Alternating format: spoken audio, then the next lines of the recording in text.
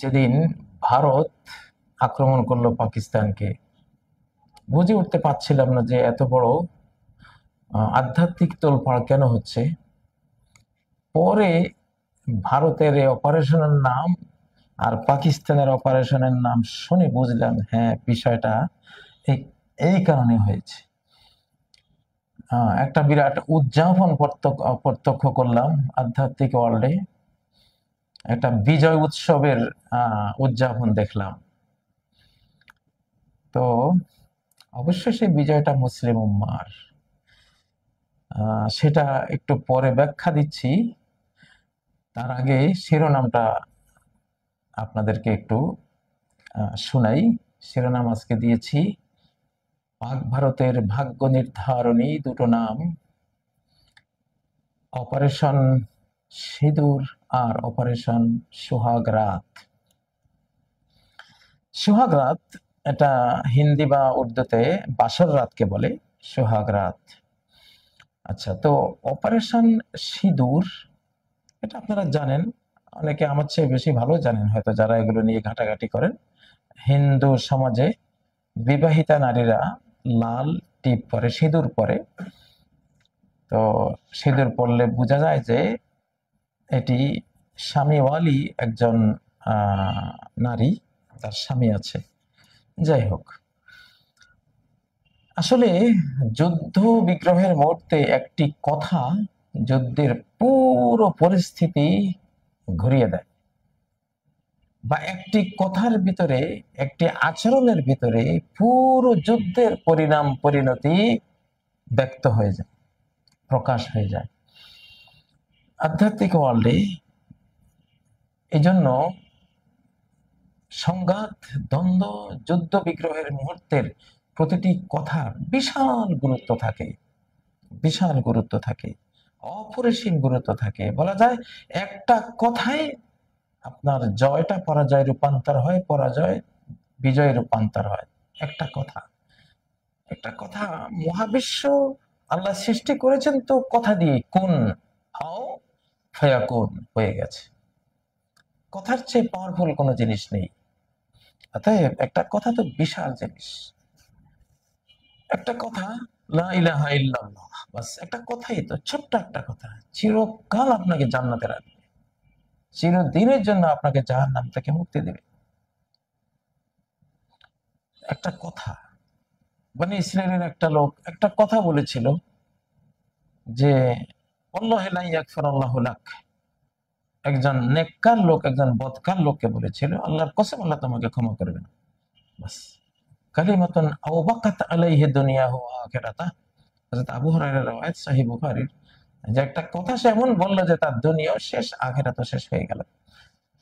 মানে সে আল্লাহর কসম করে বলছে আল্লাহ তোমাকে ক্ষমা করবে না, অথচ আল্লাহ পরম দয়াশীল, ক্ষমার জন্য তিনি তো 24 ঘন্টা প্রস্তুত হয়ে থাকেন। বান্দা ক্ষমা চাইতে দেরি, ক্ষমা পাইতে দেরি নেই। আর সেখানে তুমি কিভাবে কসম করলে যে আল্লাহ তোমাকে ক্ষমা করবে না? কে অধিকার দিয়েছে? আল্লাহর উপরে হস্তক্ষেপ করেছ, তার রহমতের উপরে, তার অপার অপুরন্ত মাগফিরাতের উপরে হাত দিয়েছ। যাও, তোমার সব পুণ্য ধ্বংস আর ওর সব গুনাহ মাপ। এমনটা হয়েছে। একটা কথা, একটা যুদ্ধের কথা মনে পড়ে। পারস্য সাম্রাজ্যের সাথে তখন মুসলিমদের যুদ্ধ চলছে, হযরত ওমরের আমল, ভয়াবহ যুদ্ধ চলছে। পারসিকরা তখন নবীজির আমল থেকে এই যুদ্ধটা স্টার্ট হয়েছে, হযরত আবু বকরের আমল এবং হযরত ওমরের আমল। তো একজন রাষ্ট্রদূত গিয়েছিল পারস্য রাজার কাছে। তো পারস্য রাজার কাছে নবীজির একটা চিঠি নিয়ে গিয়েছিলেন তিনি।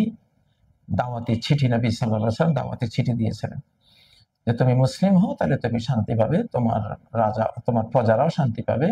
আর যদি তুমি মুসলিম না হও তাহলে প্রজাদের গুনাহ সহ আল্লাহ তোমাকে ধরবেন আখিরাতে।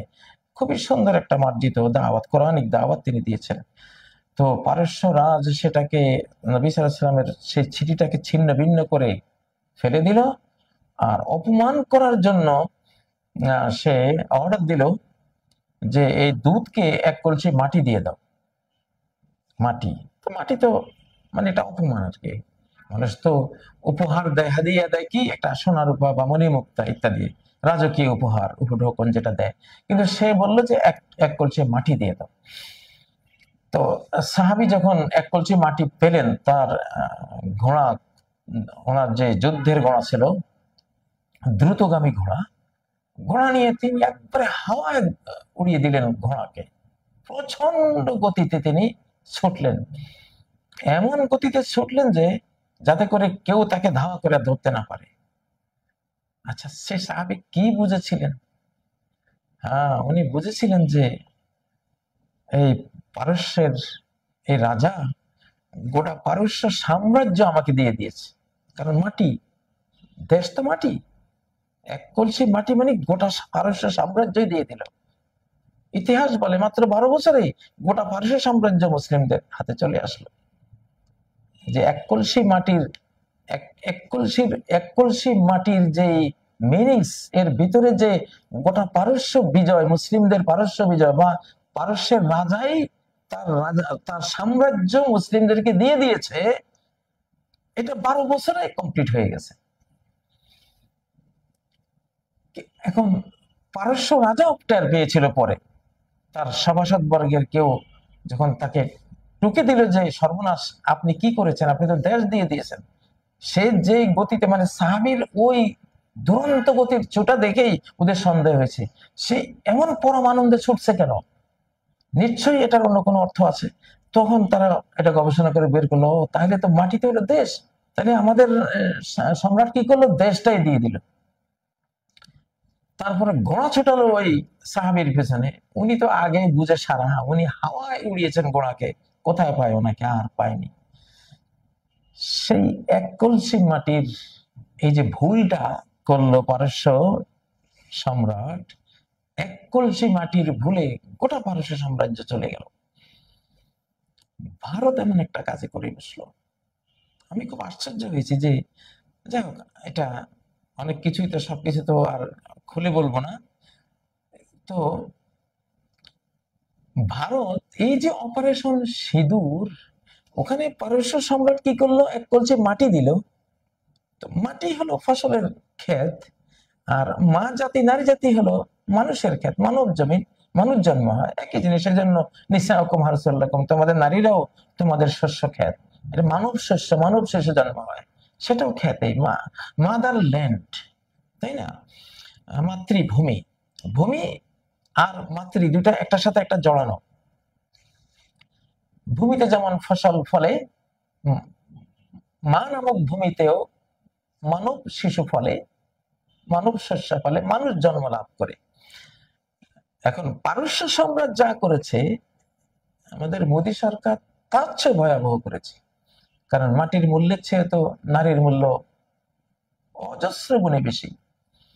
এখন সিঁদুর, অপারেশন সিঁদুর, দেখুন পাকিস্তান এটা ভুল করেনি, এটা বুঝতে ভুল করেনি, সাথে সাথে তারা নাম দিয়েছে অপারেশন সোহাগ রাত। ঠিক আছে, তুমি যখন সিঁদুর পরে আমার কাছে এসছো, তা আমি তোমাকে বাসর রাত উপহার দিলাম। মানে এখন ভারত হয়ে গেছে একটা কন্যা, ভারত কন্যাকে সিঁদুর পরিয়ে পাকিস্তান বরের কাছে অর্পণ করে দিল মোদী সরকার নিজে।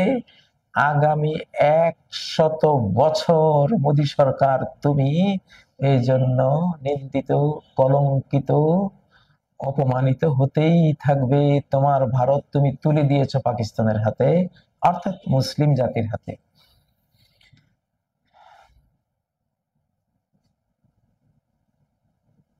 তোমার এই অপারেশন সিঁদুর, আচ্ছা অপারেশন ত্রিশূল হলে একটা হতো, অপারেশন ত্রিশূল, ত্রিশূল দিয়ে আঘাত করা যায়। সিঁদুর কি, সিঁদুর তো হলো বরের কাছে কনেকে অর্পণ করার একটা সিস্টেম, একটা সাজ। নারীকে তো অলংকার, সাজ গোজের মধ্যেই লালিত পালিত করতে হয়। তাহলে এখন ভারত হয়ে গেছে তোমার একটা কন্যা, অর্পণ করে দিলে পাকিস্তানকে, পাকিস্তান হয়েছে বর, আর বরের কর্তৃত্বই তো চলে কনের উপরে। অর্থাৎ আমরা যে বলি যে আগামী দিনগুলোতে মুসলিমরাই ভারত শাসন করবে, মোদী সরকার তুমি নিজ হাতে পারস্য সম্রাটের মতোই তুমি তুলে দিয়েছো তোমার ভারত, পাকিস্তান তথা মুসলিম উম্মার হাতে। আর কিছু বলো না, মুসলিমদেরকে কিছু বলার নেই, কিছু বলার নেই। এটা যুদ্ধের মুহূর্ত। একটা কথা, একটা আচরণে তোমার ভাগ্য এখানে আকাশ পাতাল বেশকম হয়ে যাবে। দেখো এখানে সূরা আলে ইমরানের 173 নম্বর আয়াত। এখানে একটা পরিবেশে নবী সাল্লাল্লাহু আলাইহি ওয়াসাল্লামের সাহাবীরা, খুব একটা পরাজয়ের মতো পরিবেশ হচ্ছিল। তখন সাহাবীরা বিপক্ষদের, শত্রুদের বিপুল প্রস্তুতি দেখে তারা কি বলল? অকালু হাসবুনাল্লাহ, আল্লাহ সাফিসিয়েন্ট, যথেষ্ট আমাদের জন্য, অনিমাল ওয়াকিল, এবং কতই না উত্তম কর্মবিধায়ক, কাজ কর্নেওয়ালা। উনি যুদ্ধের বিজয়, যেটা আমাদের দরকার, বিজয় এনে দিবেন, যতই আমাদের বিজয়ের সামগ্রী না থাকুক। তার তো সেই শক্তি আছে, তার তো সেই পাওয়ার আছে, তিনি তো আমাদের হেল্পার। দেখুন এই একটা কথা, এই শুধু এই কথাটার কারণে, আর কিচ্ছু না, আর কোনো যোগ্যতা নাই সেই যুদ্ধে জয়ী হবার। এই কথার কারণে কি হয়েছে? ফানকালাবু। এখানে আরবি গ্রামারে ফা, ফা হলো মানে কারণ দর্শানোর ফা, একটা অব্যয়। এটা এটা কারণ বর্ণনা করছে। এই কথা বলার কারণে, হাসবুনাল্লাহু ওয়া নি'মাল ওয়াকিল, এই কথাটা বলার কারণে, আর কোনো কারণ না, এই কজ একটাই, এই কথার কারণে তারা ফিরে আসলো পরাজয়ের বদলে। কি নিয়ে ফিরে আসলো? বিনিয়ামাতিন মিনাল্লাহ, আল্লাহর নিয়ামত নিয়ে, অর্থাৎ বিজয় নিয়ে, ও ফাদলিন, আল্লাহর অনুগ্রহ নিয়ে। লাম ইয়ামসাসহুম সু, কোনো অকল্যাণ তাদেরকে টাচ করতে পারেনি। একটা কথা।